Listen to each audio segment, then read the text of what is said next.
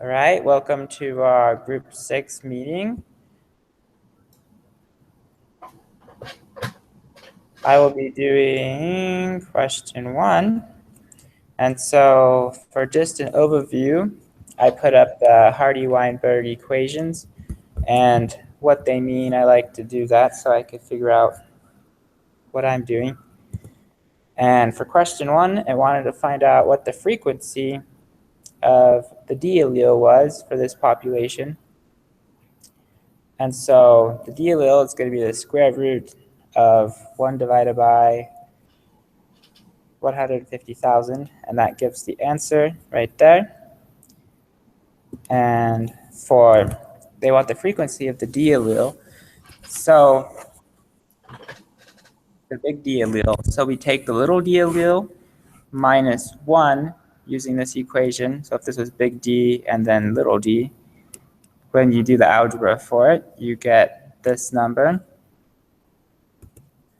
And then the frequency of the DD genotype in this population, you're going to take your D and then you're going to square it since there's 2 of them. And you're going to get this for the genotype frequency for DD. And then what is the frequency of the heterozygote big D, little d genotype in this population? So using the Hardy-Weinberg equation for this term right here, 2pq, we are going to be able to do 2 and then put big D and little d, and that will give us the frequency for the genotype in this population, the heterozygote genotype. All right, now I'm going to switch over to Noah, and he has question 2 for us. Yeah, so for question 2 is fill in the blanks. And so I'm just going to read those off and fill in the blanks real quick. So it says the term in the Hardy-Weinberg equation that represents the frequency of the IB allele is what? Well, the term in the Hardy-Weinberg equation that represents the frequency of the AB genotype is blank. So the first blank is finding the allele of B. And so in our equation, that would be the Q term. Now, for the frequency of AB, that's a heterozygous genotype. And so the genotype would be the 2 PQ. And so in B, we have the DiGeorge syndrome is an autosomal dominant disorder that affects 1 in 4,000 individuals in the human population. The 1 in 4,000 individuals in the population affected by DiGeorge syndrome is represented by the what term or terms in the Hardy-Weinberg equation. So it's an autosomal dominant, that's 1 in 4,000. So that means that it would be the dominant ones and those who are heterozygous in the population. So it would be p squared and 2pq in order to find out those terms. In C, the question refers to the situation in the part B. The 3,999 out of 4,000 individuals in the population who are unaffected or recessive by DiGeorge syndrome is represented by the by the Q squared terms in the Hardy-Weinberg equation. D, the type of plumage found in mallard duck is determined by these 3 alleles in a single locus. MR is restricted, M is mallard plumage, and D is dusky. The restricted phenotype is dominant over mallard and dusky, and the mallard is dominant over dusky. So the blank term in the Hardy-Weinberg equation best expresses the frequency of the, and so the D, MD is the most recessive, and so when you have multiple or more than 2 variables in a Hardy-Weinberg equation, you start just going down the alphabet, and so MR is Q, MR is P, M is Q. That means MD would be R. So this equation refers to the situation in D. The blank terms in the Hardy-Weinberg can represent the genotype of a duck with restricted plumage. So restricted plumage is the MR, or the most dominant. So anything with MR in it would, in fact, give you that that genotype. So that would be P squared, 2PQ, and 2PR. For questions, it's just simply the missing words. And so it would be the sickle cell anemia is a human disease that is a result of an SNP. Monomorphism is the term that describes a trait that produces a single phenotype in 99% or more of the population. DEAMS is another term for a local population. And finally, a major histocompatibility complex, or MHC, is the genes in humans that are highly polymorphic. Are you still with us, Kyle?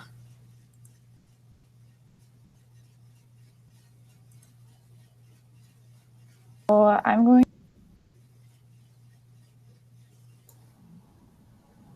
Okay, there we go. I'm going to do problem 3. I'm going to screen share my PowerPoint. If it ever loads. Okay, so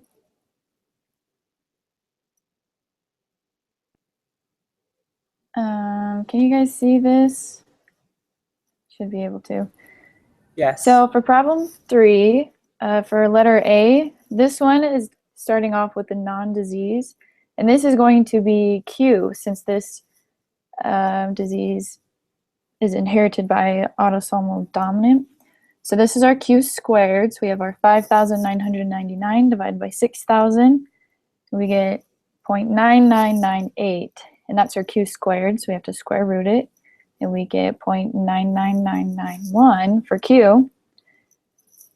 For part B, you just use this equation, P plus Q equals 1. So 1 minus our Q will give us our P, which is a 0.0001. To find the heterozygote, the frequency for that, you take the P and the Q and you times it together, and you also times it by 2. So then you get 0.02%. To find how many people are in that have the heterozygote allele, or have the dominant and the recessive, out of 5 million people, you'll times that by 0.02%, and you get 1,000 people. So now I'll turn the time over to Noah, I believe.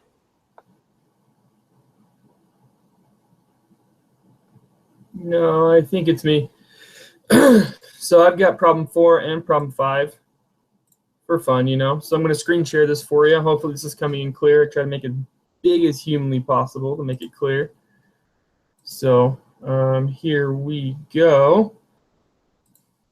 So for problem 1, we have these genotypes here, this R2, R2, R2, R3, and R3, R3. And we have these numbers observed here. And so the first question is pretty much just like the similar ones before, determine the allele frequencies for R2 and R3. So we take the number of dominant R2s square rooted over the total number, which gives us our R2 value. And then we just take that number, subtract it by 1 to get our R3 value. And then the next question gets kind of tricky. It says, use the chi-square test to determine if this population is in Hardy-Weinberg equilibrium for the peroxidase trait given chi-square value. So first thing you have to do is you have to find your standard.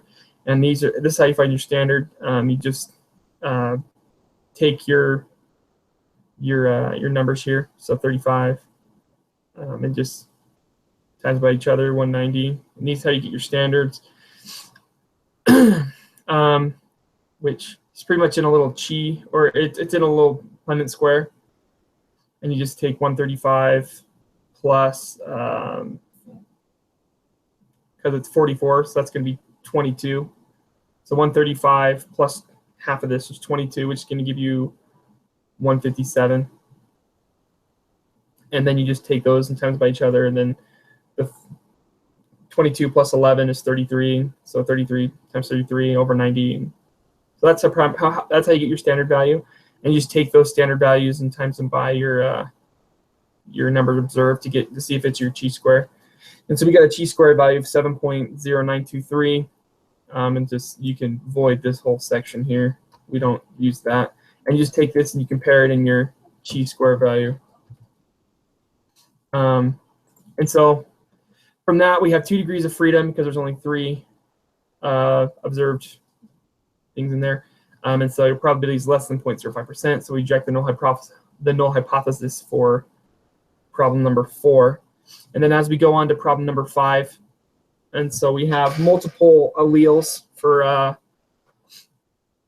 particular gene, and I went and I found the Hardy-Weinberg equation for this giant for the different alleles. And so they give us the allele frequencies, which is really nice. And so they're just asking what is the frequency of the CH, CCH, and CBC, and the CC genotypes in this population. So how you do that is you just find them on here. So CHCH, that's a squared value. So you just take 0.37 times 0.37. You're going to get your allele frequency there. And then for your CB, your heterozygous value here, you're going to just take 2 times the CB value, which is 0.25, and then times the 0.1 value. That's going to give you your frequency for that heterozygous allele, and then takes the CC, which is just the squared 0.15 times 0.15, and gives you that one. Then it asks you a couple of questions. It says, among a population of 2,000 dogs, how many would you expect to have pale gray phenotype yet be heterozygous? And so that's the CBC, in which we already found that one up here. And so just take that 0.075 times 2,000 dogs. And so about 150 dogs you expect for that one. And then it says, among the population of 5,000 dogs, how many would you expect to have white coat with dark eyes phenotype yet be heterozygous? So the white coat is a little bit higher up, and so it's a CD. You just want to take those 2 different heterozygous patterns there, and then 2 times the pattern, just like from above, gives you 2 frequencies here. You add them together, it gives you 0.084, times it by the 5,000 dogs, and so you're going to end up with a 920 different or individual dogs that could have that phenotype and genotype being heterozygous. And then for the final one, among the populations of 15,000 dogs, how many would you expect to have the CBH, CB, or CC genotypes? So you just kind of got to do the math there. CBH or CB is 2 times 0.37 times 0.35 from the phenotypes listed above.